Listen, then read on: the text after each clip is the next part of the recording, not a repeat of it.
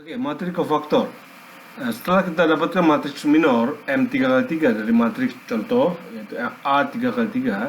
Kenapa kita pakai A3 kali 3? Karena ini gampang. Dan ini juga berlaku umum untuk nantinya matriks A seandainya N kali N dimensinya. Maka kita akan mudah dapatkan matriks kofaktor C3 kali 3. Matriks kofaktor yang C3 kali 3 ini adalah sebagai berikut. Jadi matriks C3 kali 3 isinya adalah C11, C12, C13 sampai dengan C33. Nah, di mana Cij-nya itu adalah negatif 1 pangkat 1 tambah J dikalikan determinan Mij. Ya. Jadi di sini I dan J-nya ya, adalah bernilai 1, 2, dan 3. Jadi misalnya I baris pertama, baris kedua, dan baris ketiga, J-nya kolom pertama, kolom kedua, dan kolom ketiga. Contohnya, misalnya C di baris pertama dan kolom pertama atau C11. Berapa sih nilainya? Nilainya sebesar min 1 pangkat 1 tambah 1 dikalikan dengan determinan M11. Maka hasilnya, karena ini pangkatnya yang biru ini adalah 1 tambah 1, 2 adalah genap sebagai pangkat dari min 1, hasilnya akan positif, min 1 kali min 1. Hasilnya 1 tuh. Jadi sama tuh. C11 dengan determinan M11 itu sama. Beda dengan C12 yang saya kasih warna hijau ini. Jadi kalau C12 min 1 pangkat 1 tambah 2 itu akan hasilnya negatif. Kita kalikan dengan M12, determinan M12, maka kita akan dapatkan hasil negatif determinan M12. Nah, kita akan carikan semuanya ya dari determinan dari C11 sampai dengan C33 ya. Kita dapatkan hasilnya seperti yang di sini. Nah, ini clue-nya kita sudah jelaskan tadi, saya terus ulang. Bentuk umum dari matriks kofaktor dari A yang dimensinya bukan lagi 3 kali 3 tapi N kali N di sini adalah Cn kali N, di mana rumusnya sama ya, tapi I-nya, I dan J-nya bukan lagi 1, 2, dan 3 tapi sampai ke N ya. J-nya juga 1, 2 sampai ke N. Determinan, jadi untuk determinan matriks kecil dan kita masih mengerjakan secara manual. Jadi ini ada matriks kecil dan ada manual. Kenapa? Karena ada matriks yang bentuknya besar. Misalnya contoh yang paling gampang adalah matriks input output, matriks I/O. Jadi itu ada 180 kali 180. Atau kalau kita mau lihat hubungan spasial antara satu kabupaten kota dengan kabupaten kota yang lain, di Indonesia saat ini ada 500-an kota kabupaten, jadi 500 kali 500 matriks hubungannya ya. Jadi itu sangat besar dan itu mustahil kita kerjakan secara manual, itu pasti dibantu dengan komputasi. Namun secara filosofis kita harus mengetahui dulu cara menghitungnya dari mana, dapatnya dari mana. Oke, kita lanjutkan.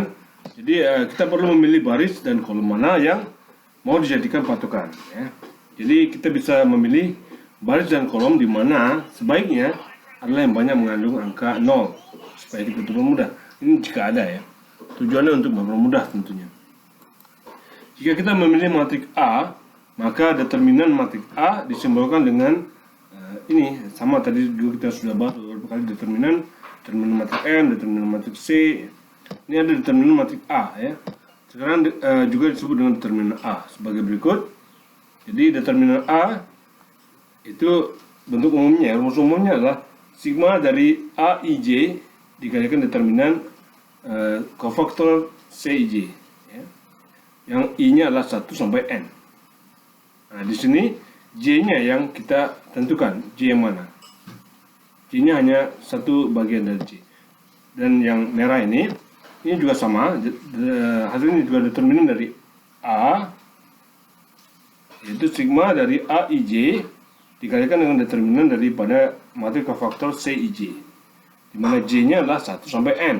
Di sini I-nya yang tetap katakan I-nya 1, maka di baris pertama. Coba lihat. Jadi di sini I-nya adalah 1, 2 atau sampai N. Bisa tentukan yang mana. Atau J-nya juga 1, 2 sampai ke N.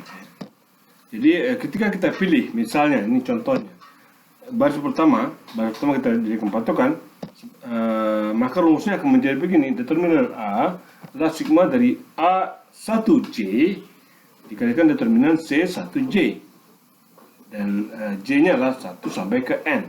Jadi I-nya adalah 1 nih. Jadi baris pertama maksudnya. J-nya 1 sampai ke N. Nah, di sini satu yang perlu saya sampaikan juga bahwa baris manapun atau kolom manapun yang kita jadikan patokan, kita pakai rumus yang begini ya, maka kita akan dapatkan angka determinan yang sama. Silahkan dicoba. Adjoin ya.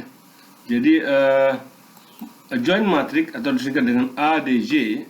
Jadi adjoin dari matrik A itu adalah transpose dari matrik C. Jadi kalau kita memiliki matrik C, tadi sudah dibahas banyak, dan juga C prime adalah C transpose.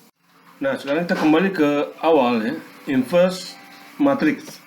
Jadi sebenarnya di sini kuncinya tadi kita sudah dapatkan determinannya, kita sudah dapatkan adjoin A-nya ya.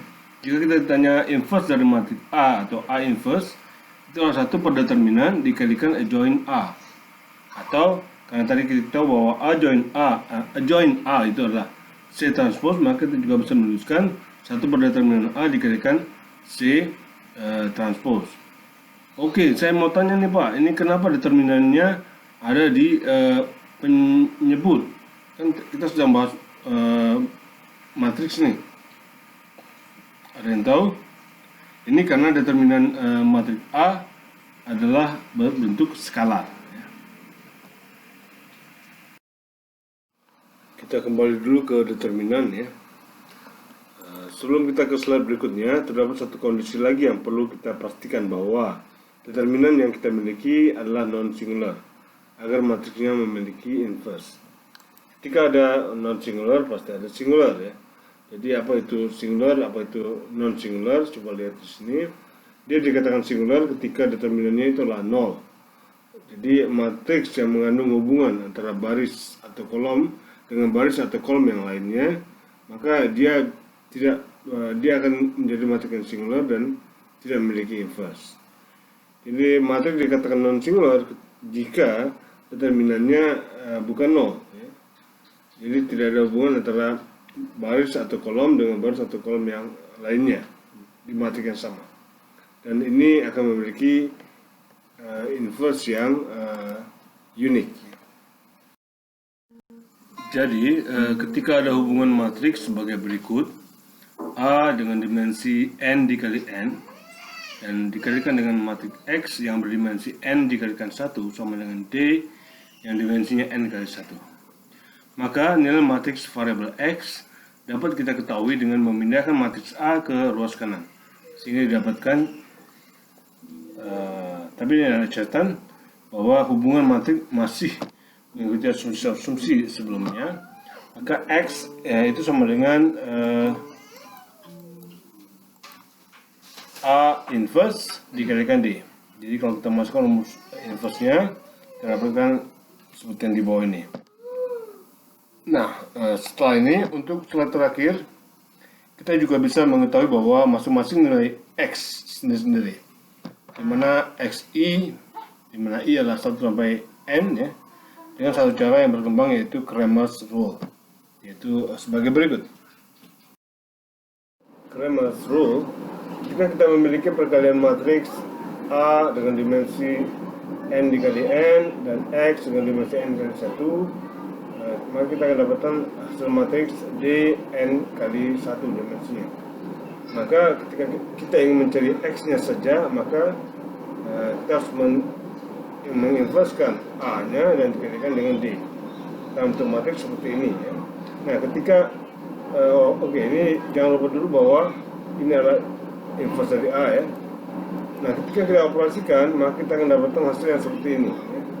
Jadi kalau kita pisahkan kembali, misalnya X1-nya saja, X1-nya saja itu adalah sebenarnya 1 per determinan A dikalikan dengan sigma C I1 dikalikan D1 dengan I-nya 1 sampai N. Atau secara gampang ini sebenarnya adalah determinan dari A1 per determinan dari A. Nah, sekarang determinan dari A1 itu apa sih? Itu sebenarnya kita menggantikan kolom pertama dari matriks A, kita gantikan dengan semua angka yang ada di matriks D, masukkan ke kolom 1. Di saat kita mencari X2, maka kita akan mendapatkan angkanya dengan kram Maslow adalah determinan A2 per A. Kalau kita mencari Xn, itu artinya dengan kram Maslow kita akan dapatkan dari determinan An per determinan A. Sekali lagi, kalau kita mencari determinan An, itu artinya semua kolom N di matriks A digantikan dengan matriks D-nya. Seperti itu. Itu daftar pustaka yang kita pakai sama dengan yang minggu lalu, dan teman-teman bisa mencari lebih dalam. Terima kasih banyak. Wassalamualaikum warahmatullahi wabarakatuh.